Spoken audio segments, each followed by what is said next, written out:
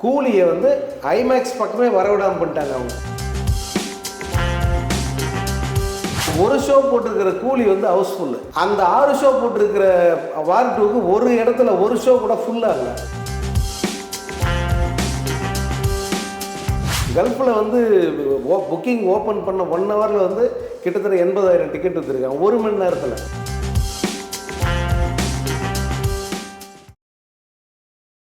வணக்கம். இன்றைய சந்திப்பில் நம்முடன் இணைந்திருப்பவர் பத்திரிகையாளர் எஸ் சங்கர் அவர்கள். வணக்கம். வணக்கம் புத்தன். தொடர்ந்து கூலியோடைய அப்டேட்டை நம்ம பேசிகிட்டே இருக்கிறோம். ப்ரீ புக்கிங் தமிழ்நாட்டில் ஆரம்பிச்சிட்டு எப்படி இருக்குது அந்த ரீச்? சென்சேஷனலாக இருக்குது ஆக்சுவலாக. இது வந்து 2 நாளைக்கு முன்னாடி ஓப்பன் பண்ணிட்டாங்க இங்கே சென்னையில். அதே போல் கேரளா கர்நாடகாலாம் முன்னாடியே ஓப்பன் பண்ணிட்டாங்க. இங்கே வந்து ஓப்பன் பண்ண நாள்லேருந்து ஒரு 24 ஹவர்ஸ்லேயே வந்து 8 கோடி ரூபாய் ப்ரீ சேல்ஸ் ஆகிருக்கு தமிழ்நாட்டில் மட்டும். கேரளாவில் கிட்டத்தட்ட 5 கோடி. அதுபோல் கர்நாடகாவிலேயும் வந்து பெரிய அளவுக்கு ஆகிருக்கு. இந்த சவுத் ஸ்டேட்ஸ் மட்டுமே கிட்டத்தட்ட 30 கோடிக்கு மேலே வந்திருக்கு இந்த ப்ரீ புக்கிங் மூலமாக. இதெல்லாம் வந்து வேறு எந்த படத்துக்கும் நினச்சி கூட பார்க்க முடியாது. அதே போல் இன்றைக்கி ட்ரெண்டிங் வேர்ல்டு வைடு ட்ரெண்டிங்காக இருக்கிற மூவி எதுன்னா அது வந்து இந்த படம் தான். இந்த படத்தோடு சேர்ந்து இன்னொரு படம் ரிலீஸ் ஆகுது வார் 2ன்ட்டு. அந்த படத்துக்கு வந்து ஒரு மொமெண்டமே இல்லை. இப்போ வரைக்கும் வந்து ஒரு எழுச்சி வந்து இல்லாத ஒரு சூழல் தான் இருக்குது. நான் 2 படத்தையும் கம்பேர் பண்ணல. அதுவும் பெரிய பட்ஜெட் படம், பெரிய நிறுவனத்தோட படம். நிறைய திரையரங்குகள் அந்த படத்தை புக் பண்ணியிருக்காங்க. கூலியை விட அதிகமான திரையரங்குகளில் அந்த படம் ரிலீஸ் ஆகுது. அதான் நார்த் இந்தியாவில். நார்த் இந்தியாவில் வேர்ல்டு வைடு ஐமேக்ஸ் தேட்டர் உலகம் முழுக்க மொத்த ஐமேக்ஸ் தேட்டருமே அவங்க புக் பண்ணிட்டாங்க. ஒரு ஐமேக்ஸ் தேட்டர் கூட கூலிக்கு கிடையாது. அதாவது எக்ஸ்க்ளூசிவ் அக்ரிமெண்ட் போட்டு எங்களை தவிர யாருக்கும் நீங்கள் கொடுக்கக்கூடாது அப்படின்னு சொல்லிட்டு அவங்க கூட அக்ரிமெண்ட் போட்டு படம் ரிலீஸ் பண்ணுறாங்க. அதுக்கு மிகப்பெரிய செலவு இருக்குது. அந்த செலவை அந்த நிறுவனம் ஏற்றுக்கிட்டு அந்த படத்தை அங்கே ரிலீஸ் பண்ணுது. அந்த வகையில் பார்த்தா கூலியை வந்து ஐமேக்ஸ் பக்கமே வரவிடாமல் பண்ணிட்டாங்க அவங்க. அதே போல் வேறு இந்த எக்ஸ்டின்ற இன்னொரு திரை இருக்குது. அதுலேயும் கூட சில திரைகள் வந்து அவங்க ஆக்குபை பண்ணியிருக்காங்க. இந்தியாவை பொறுத்த வரைக்கும் 6500 ஸ்க்ரீன்ஸ் அந்த படத்துக்கு. அது கூட கம்பேர் பண்ணால் கூலிக்கு திரைகள் கம்மி தான். ஆனாலும் புக்கிங்னு பார்த்தீங்கன்னா இவங்க வந்து அதிக தேட்டரை புக் பண்ணி வச்சுட்டு காற்று வாங்கிட்டு இருக்காங்க. பூரா ஸ்க்ரீன்ஸும் க்ரீனில் தான் இருக்குது. டிக்கெட் முழுசாக அவைலபிளாக இருக்குது. நீங்கள் கோர் நார்த் இந்தியன் ஸ்டேட்ஸ்ன்னு சொல்கிற மகாராஷ்டிராவாக இருக்கட்டும் அல்லது உத்தரப்பிரதேசமாக இருக்கட்டும், டெல்லியாக இருக்கட்டும், ஹரியானா, இந்த ஸ்டேட்டில் எல்லாத்துலேயுமே வந்து புக்கிங் ஸ்டேட்டஸ் எப்படி இருக்குதுன்னு சொல்லிட்டு நேற்று முழுக்க நான் உட்காந்து பார்த்தேன். ஏன்னா நார்த் இந்தியாவில் நேற்று தான் கூலிக்கு ஸ்டார்ட் பண்ணாங்க. அதில் பார்த்தீங்கன்னா இப்போது மொகாலின்னு ஒரு ஊர் இருக்குது. அந்த மொகாலின்ற ஊரில் இந்த படம் கூலி வந்து Tamil 1 show, Hindi 1 show, 2 show தான் போட்டிருக்காங்க. இந்த படம் வந்து வார் 2 பார்த்தீங்கன்னா 6 ஷோ போட்டிருக்காங்க. ஒரு காம்ப்ளெக்ஸில் மட்டும்தான், நிறைய தியேட்டர்கள் இல்லைங்க. இதில் 1 ஷோ போட்டிருக்கிற கூலி வந்து ஹவுஸ்ஃபுல்லு. அந்த 6 ஷோ போட்டிருக்கிற வார் 2க்கு ஒரு இடத்துல ஒரு ஷோ கூட ஃபுல்லாகலை. டிக்கெட்ஸ் உள்ளே போய் பார்த்தா டிக்கெட் அவ்வளோ வந்து காலியாக இருக்குது, எம்டியாக இருக்குது. இல்லை, பொதுவாக வந்து இந்த வடநாட்டில் வந்து தமிழ் படங்கள் அல்லது ரஜினி படங்களுக்கு பெரிய வரவேற்பு இருக்கிற மாதிரி சூழல் இப்போ அது மாறி இருக்குது பயங்கரமாக. அதுக்கு இன்னொரு காரணம் என்னன்னா படத்தில் அமீர் கான் இருக்கார். இது ரஜினி தான் எல்லாமே அப்படின்னு நான் இங்கே சொல்ல வரல. நார்த் இந்தியாவில் பெரிய அளவுக்கு வந்து இந்த படம் மூவ் ஆகிறதுக்கு காரணம் ரஜினிங்கிற ஒரு பெரிய ஆக்டர் கூடவே வந்து அமீர் கான். அவர் வந்து இந்த படத்தை தன்னுடைய படமாகவே அங்கே ப்ரொமோட் பண்ணுறார் அமீர் கான். அதெல்லாம் எங்கேயுமே வந்து நம்ம குறைய சொல்ல முடியாது. ரஜினியே சொன்ன மாதிரி அவர் ஒரு கெஸ்ட் ரோல் பண்ணியிருந்தா கூட இது தன்னுடைய படமாக வந்து நார்த் இந்தியாவில் அதை காட்டுறாரு. அந்த அளவுக்கு அந்த படத்துக்கு பப்ளிசிட்டியும் இருக்குது. அங்கே நார்த் இந்தியாவில் ஓடுற மெட்ரோ ட்ரெயின்ஸ் அத்தனையிலையும் வந்து கூலியோட விளம்பரங்கள் தான். நீங்கள் பார்த்துருப்பீங்க வீடியோ. அதுபோல் வந்து ஒவ்வொரு நூக்கன் காரணம் அந்த படத்தை ரிலீஸ் இல்லை. நம்ம ஆரம்பத்தில் பேசுனது மாதிரி ப்ரொமோஷன்லாம் ரொம்ப விரும்பலை, இவங்க ஹைப்பை வந்து விரும்பலை, லோகேஷ் கனகராஜ் அப்படின்லாம் நம்ம பேசியிருக்கோம். ஆனால் சன் டிவி சாதாரணமாக ஒன்று பண்ணாவே அது ஹைப் ஆகிடுது. இல்லை, அவங்க ஹைப் வந்து இங்கே தான் ஒன்றும் பெருசாக பண்ணக்கூடாதுன்னு விட்டாங்க. இங்கே நம்ம தமிழ்நாட்டில் இதை ரொம்ப நம்ம பண்ண வேணாம் அப்படின்னு விட்டாங்க.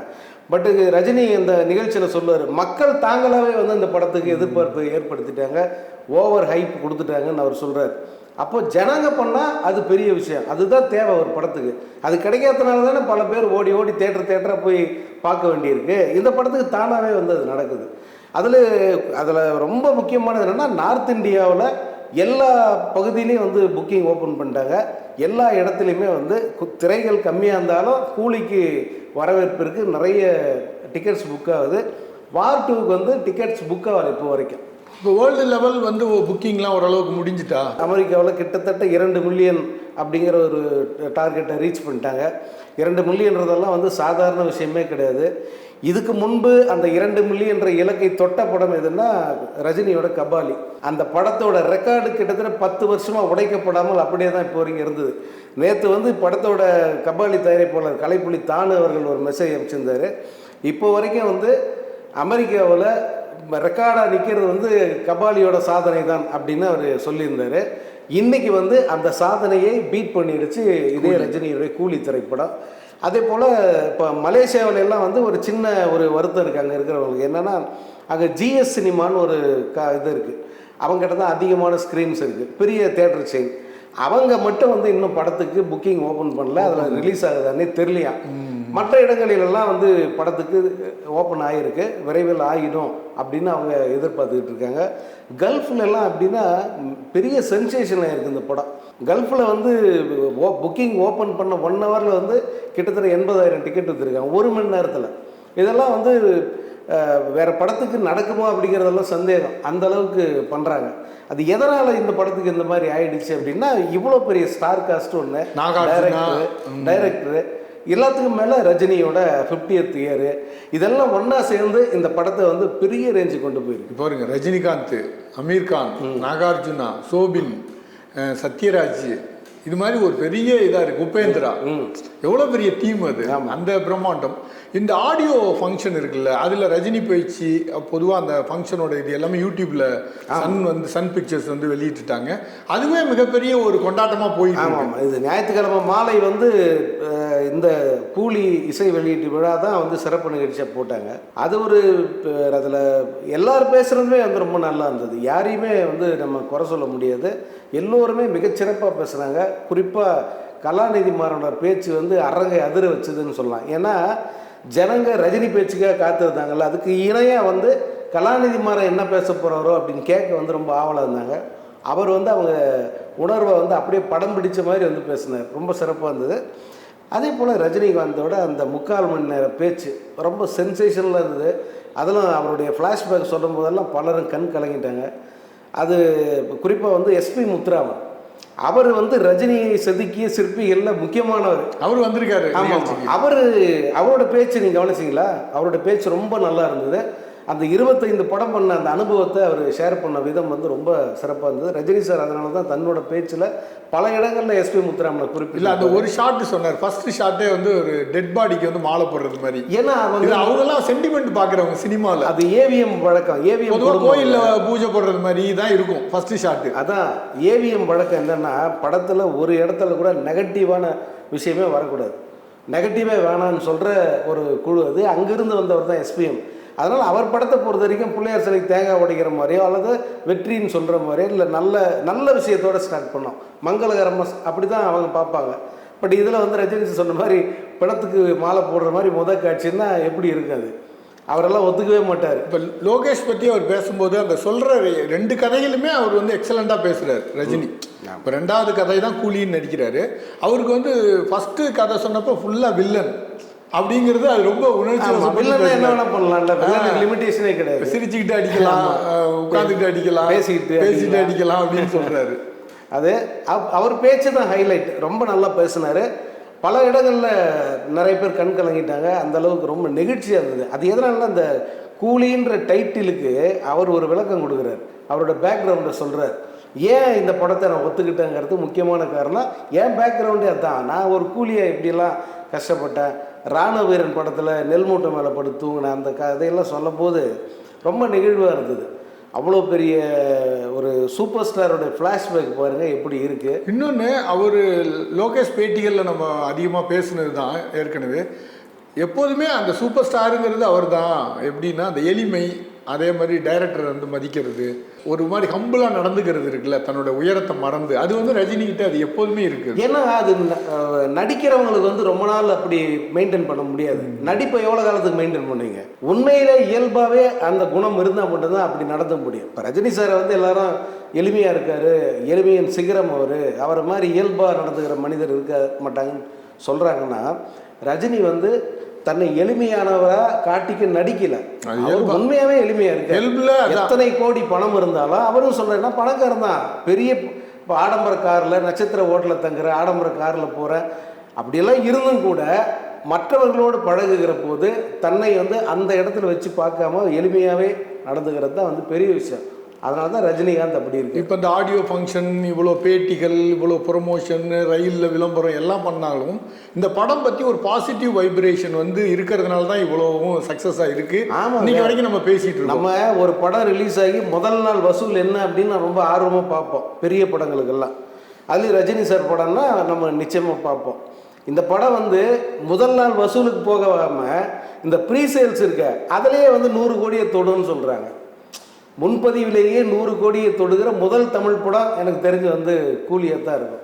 இப்போ தொடர்ந்து 4 நாட்கள் விடுமுறை, அப்புறம் வந்து ஒரு 10 நாள் இந்த படம் ஓடினாவே 1000 crore ஒரு எல்லையை அவங்க தொட்டுடுவாங்க. நம்ம அது இப்போ சொல்ல வேணாம், நம்ம வெளியான பேசுறது இல்லை அது, ஆனால் பொதுவான பேச்சில் வந்துட்டு. ஆமாம் ஆமாம், அது வருது. ஆனால் இந்த முன்பதிவு அப்புறம் முதல் நாள், முதல் வாரம், அந்த இறுதி இது வரைக்குமான வசூல் வந்து ஒரு பெரிய தொகையாக வந்து நிற்கும் நிச்சயமாக. அது முடிவு பண்ணும் அடுத்த 10 நாளில் என்ன இதனுடைய ஃபைனல் வசூல் அப்படிங்கிறது. ரஜினியோட பேச்சில் ஒரு இது நான் வந்து கேட்க மறந்துட்டேன். என்னென்னா, கலாநிதி மாறன்ட்ட கதை சொன்னோடனே அவர் அமைதியாக கேட்டுக்கிட்டே இருப்பாராம். எல்லாம் முடித்த பிறகு அவர் சில திருத்தங்கள் சொல்லுவாராம். அவர் என்ன சொல்லியிருக்காரு, தமிழ்லேருந்து பேன் இண்டியா படங்களே ரொம்ப இல்லை, பேன் இண்டியாவை பண்ணுங்கன்னு சொல்லியிருக்காரு. அந்த வார்த்தை வந்து ரொம்ப அவராக சொல்லியிருக்காரு. அதுக்கேற்ற மாதிரி தான் எதுவும் பண்ணியிருக்காங்க. அது இப்போ வந்து பேன் குளோப் படமாக மாறி இருக்கு. இப்போ உலகம் பூரா ஒரு பேசு பொருளாக அந்த படம் மாறி இருக்கிறதுன்னு சாதாரண விஷயம் இல்லையே. ஒரு ஹாலிவுட் படத்தை விட அதிகபட்ச இம்பார்ட்டன்ஸ் கொடுத்து அமெரிக்காவில் பண்ணுறாங்க. இந்த விமானம் பறக்குது, விமானத்தினுடைய பின்னாடி சூப்பர் ஸ்டார் ரஜினிகாந்த்ன்ற அந்த எழுத்துக்கள் தெரிய மாதிரி விமானம் பறக்குது அமெரிக்காவில். நேற்று நடந்த ஷோ அது ஆச்சரியமாக இருந்தது. அப்புறம் அந்த நண்பர் அமெரிக்காவில் இருக்கார், ரஜினிவாசன் சொல்லிட்டு, அந்த நண்பர்கிட்ட கேட்கும்போது அவர் ஃபோன் பண்ணியிருந்தார். அப்போ இந்த ஷோ பற்றி சொல்லிட்டு சொன்னார், சார் உண்மையாகவே சொல்கிறேன், ஹாலிவுட்டில் கூட எந்த நடிகருக்கு இதை செஞ்சதில்லை சார். உலகத்தில் முதல் முறையாக ஒரு ஹீரோவுக்கு இந்த மாதிரி விமானத்தில் அவருடைய பெயரை, அந்த விமானத்தை திருற மாதிரி வந்து விமானத்தை பறக்க விட்டது இதான் முதல் முறை. இதுக்கு நிறைய அவங்களுக்கு வந்து சிக்கல் இருக்குது. அதில் பர்மிஷன் வாங்கணும், நிறைய பண்ணோம் டல்லாஸ் நகரத்தில். அவ்வளோத்தையும் தாண்டி இதை பண்ணியிருக்காங்கன்னா இவர் மேலே எந்த அளவுக்கு அந்த ஃபேன்ஸுக்கு இது இருக்கும் பாருங்கள். ஏன்னா அவங்க எல்லாருமே சின்சியராக அங்கே ஒர்க் பண்ணக்கூடியவங்க. இந்த பணிகளெல்லாம் விட்டுட்டு தங்களுடைய அந்த அபிமான நடிகருக்கு ஒரு செலிப்ரேஷன்னா இது வரைக்கும் செய்யாத செலிப்ரேஷன் அப்படி செஞ்சுருக்காங்க. இன்றைக்கி நம்ம இப்போ இந்த யூடியூப்புங்கிறது ஒரு பிஸ்னஸ் ஆகி போச்சு. இதில் ட்ரெண்டிங் என்னவோ அதை பிடிக்கிறது தான் வந்து சக்ஸஸ் ஆகும். அந்த வகையில் ரஜினி தான் ட்ரெண்டிங்கு, கூலி தான் ட்ரெண்டிங்கு, நம்ம அதை தான் பேசி ஆகணும். இந்த நேரத்தில் நீங்கள் வேறு என்னவாவது பேசுங்களேன், நிச்சயமாக ஜனங்க பார்க்க மாட்டாங்க. அதனால் வந்து நம்ம வேறு வழியில்ன்றதை விட இந்த ட்ரெண்டிங்கை புரிஞ்சுக்கிட்டு நம்ம அந்த பாதையில் போவோம். மீண்டும் பேசுவோம். நன்றி, வணக்கம். வணக்கம். இந்த வீடியோ உங்களுக்கு பிடிச்சிருந்தா லைக் பண்ணுங்க, ஷேர் பண்ணுங்க, கமெண்ட் பண்ணுங்க. மறக்காம OH சினிமா சேனலுக்கு சப்ஸ்கிரைப் பண்ணுங்க.